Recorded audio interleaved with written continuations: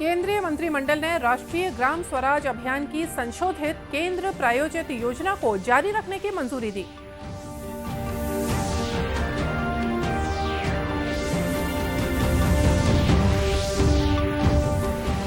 केंद्रीय गृह मंत्री अमित शाह से मुख्यमंत्री भूपेश बघेल ने आज नई दिल्ली में सौजन्य मुलाकात की।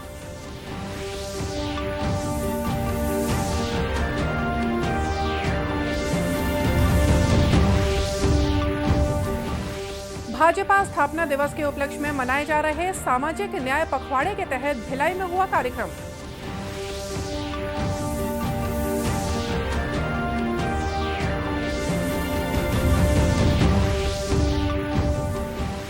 और बच्चों से जुड़ी खबरों को प्रमुखता देने के लिए यूनिसेफ ने मीडिया कर्मियों का किया सम्मान।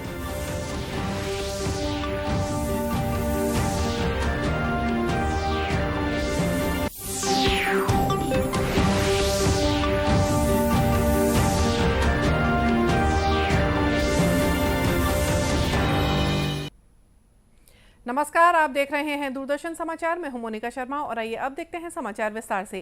केंद्रीय मंत्रिमंडल की आर्थिक समिति ने इस महीने की पहली तारीख से 31 मार्च 2026 तक राष्ट्रीय ग्राम स्वराज अभियान की संशोधित केंद्र प्रायोजित योजना को जारी रखने की स्वीकृति दे दी है।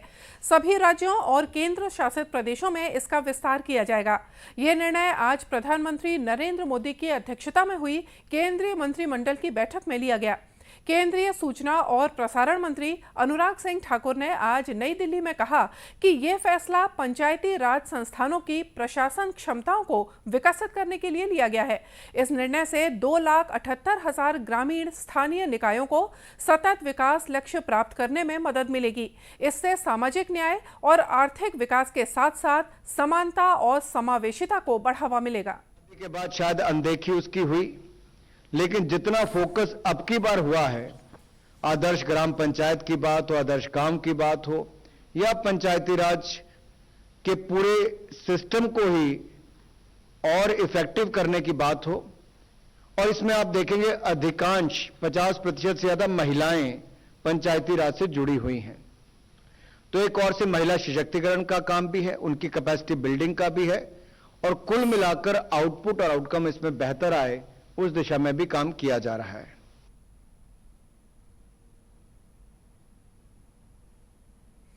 इस योजना पर 5,911 करोड़ रुपए का खर्च आएगा। इसमें केंद्र का हिस्सा 3,700 करोड़ रुपए और राज्य का हिस्सा 2,000 करोड़ रुपए होगा।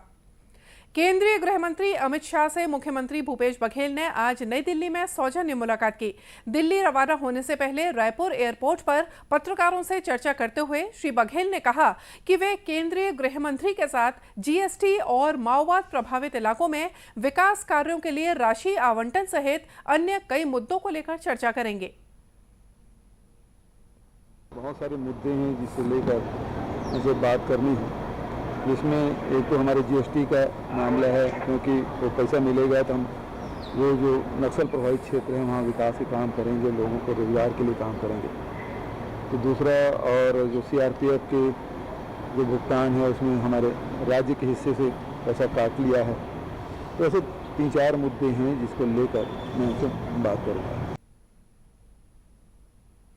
राज्य में बिजली की दरों में आज की गई बढ़ोतरी से संबंधित एक सवाल का जवाब देते हुए मुख्यमंत्री ने कहा कि परिवहन महंगा होने पर उससे जुड़ी हुई सभी चीजें महंगी होने लगती हैं। महिला समूहों को रोजगार के अवसर में बढ़ोतरी और स्थानीय उत्पादों को बाजार उपलब्ध कराने के उद्देश्य से बलरामपुर जिला मुख्यालय में सी मार्ट खोला गया है।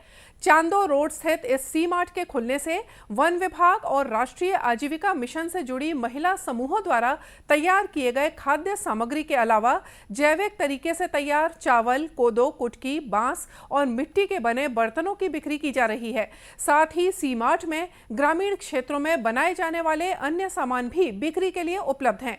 जिला कलेक्टर कुंदन कुमार ने बताया कि राज्य सरकार की योजना के तहत सी मार्ट खोला गया है। उन्होंने आम लोगों से अपील करते हुए कहा कि जिले के स्थानीय उत्पादों को बढ़ावा देने के लिए सी मार्ट से ज्यादा खरीदी करें।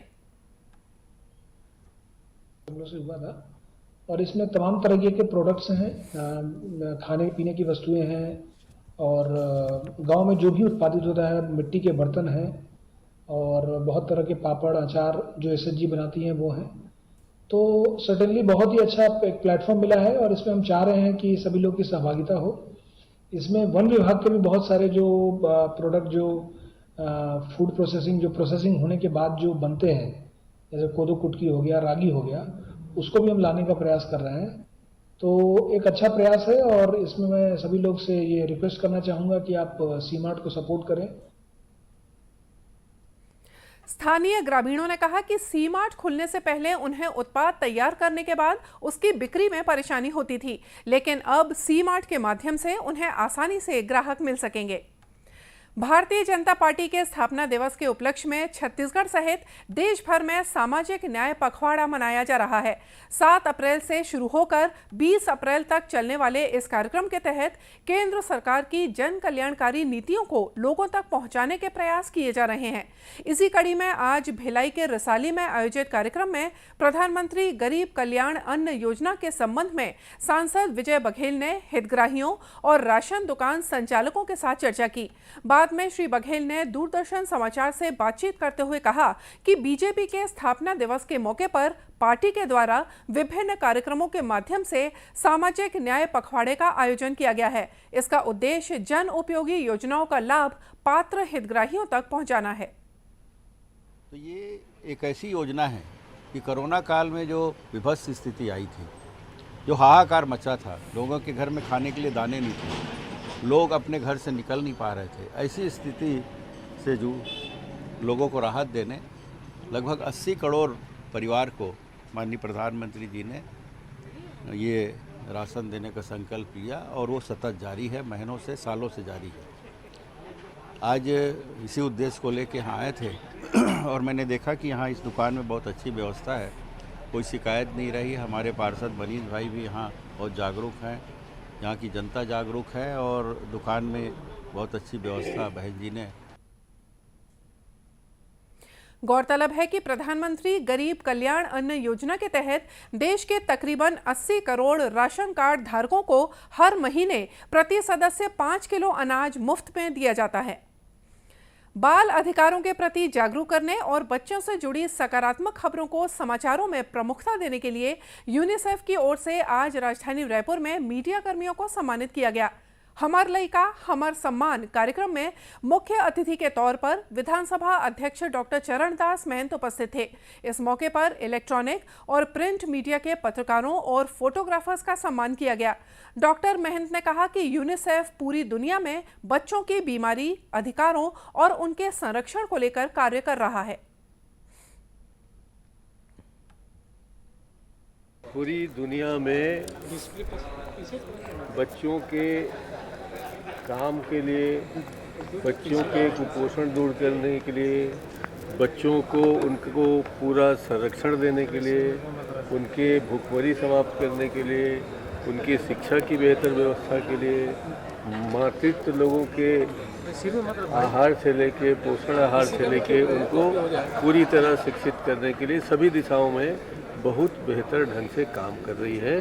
और उन्होंने आज यहाँ उन पत्रकार साथियों को, उन मीडिया के साथियों को पुरस्कृत किया है जिन्होंने इस क्षेत्र में काम करने में उनको मदद की है।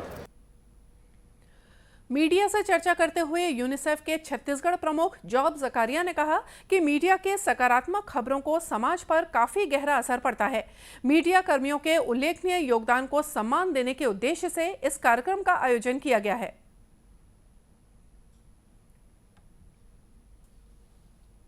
आज हम 13 पत्रकार साथियों को ये अवार्ड दिया है। इसमें 5 कैटेगरी है। प्रिंट मीडिया, उसमें हिंदी और अंग्रेज़ी है, और डिजिटल मीडिया, टीवी, टेलीविज़न और कैमरा पर्सन्स भी है। और इसके उद्देश्य है, हम जानते हैं मीडिया एक समाज में एक परिवर्तन ला सकता है। अगर परिवर्तन ला सकता है तो बच्चों का कुपोषण, एनीमिया, शिक्षा सभी क्षेत्र में बदलाव ला सकता है। कार्यक्रम में रायपुर विकास प्राधिकरण के अध्यक्ष सुभाष धुप्पड़ भी उपस्थित थे। दुग्ध सहकारी समितियों से जुड़े राज्य के पशुपालकों के हितों को ध्यान में रखते हुए प्रदेश में सभी विभाग, उपक्रम, निगम और मंडलों में आयोजित शासकीय आयोजनों में अब देवभोग ब्रांड के दूध और दूध से बने उत्पादों का उपयोग किया जाएगा। इस आशय के निर्देश कृषि उत्पादन आयुक्त की ओर से जारी किए गए हैं, जिसमें बताया गया है कि देवभोग ब्रांड के दुग्ध और दुग्ध उत्पादों का विक्रय विभिन्न दुग्ध संयंत्रों और शीत केंद्रों के माध्यम से राज्य भर में किया जा रहा है। ऐसे में इन केंद्रों से इन उत्पादों को निर्धारित दर पर सीधे खरीदी की जाए और इसके लिए अलग से निविदा बुलाए जाने की जरूरत नहीं है। इन उत्पादों की शासकीय खरीदी के लिए दुग्ध महासंघ को सीधे ऑर्डर किया जा सकता है। भारत रत्न बाबा साहेब डॉक्टर भीमराव अंबेडकर की 131वीं जयंती के अवसर पर कल राजधानी रायपुर सहित प्रदेश में जगह जगह विविध आयोजन होंगे। इसी कड़ी में आज भिलाई में रन ऑफ इक्वालिटी का आयोजन किया गया। बौद्ध समाज के युवा विंग द्वारा आयोजित इस दौड़ में प्रदेश भर के युवाओं ने बढ़ चढ़कर हिस्सा लिया। भिलाई के सेक्टर 6 स्थित बौद्ध विहार से प्रारंभ हुई इस दौड़ को दुर्ग के संभाग आयुक्त महादेव कावरे ने झंडी दिखाकर रवाना किया। 5 किलोमीटर की ये दौड़ शहर के विभिन्न मार्गों से होकर फिर से आयोजन स्थल पर आकर संपन्न हुई। दुर्ग के संभाग आयुक्त महादेव कावरे ने मीडिया से चर्चा में आयोजन की सराहना करते हुए कहा कि बाबा साहेब के एकता, भाईचारे और सद्भावना के संदेशों को इससे बढ़ावा मिलेगा। दौड़ के माध्यम से संदेश ये है कि एक तो हम लोग जो है बाबा साहब का जो नारा है, सभी लोग संगठित रहें, शिक्षित बने और संघर्ष करें, ये नारा है कि लोग संगठित रहें और सभी वर्ग के लोगों को इसमें जोड़ने का प्रयास किया गया। बहुत ही अच्छा काम है। वहीं दौड़ में शामिल होने वाले प्रतिभागियों ने कहा कि दौड़ के माध्यम से वे लोगों को समानता का संदेश देना चाहते हैं।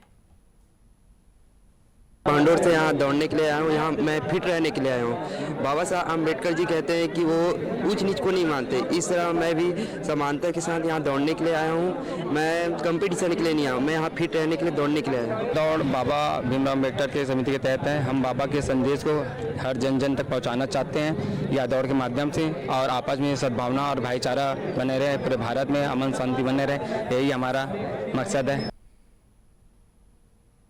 समापन अवसर पर दौड़ के विजेता प्रतिभागियों को पुरस्कृत भी किया गया। इधर राजधानी रायपुर में भी बौद्ध समाज के युवाओं ने आज मोटरसाइकिल रैली निकाली। और आइए देखते हैं अंत में मुख्य समाचार एक बार फिर से। केंद्रीय मंत्रिमंडल ने राष्ट्रीय ग्राम स्वराज अभियान की संशोधित केंद्र प्रायोजित योजना को जारी रखने की मंजूरी दी।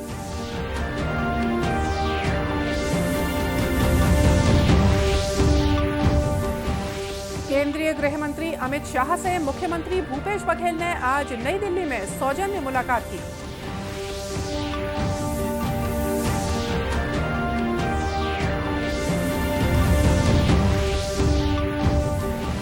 भाजपा स्थापना दिवस के उपलक्ष्य में मनाए जा रहे सामाजिक न्याय पखवाड़े के तहत भिलाई में हुआ कार्यक्रम।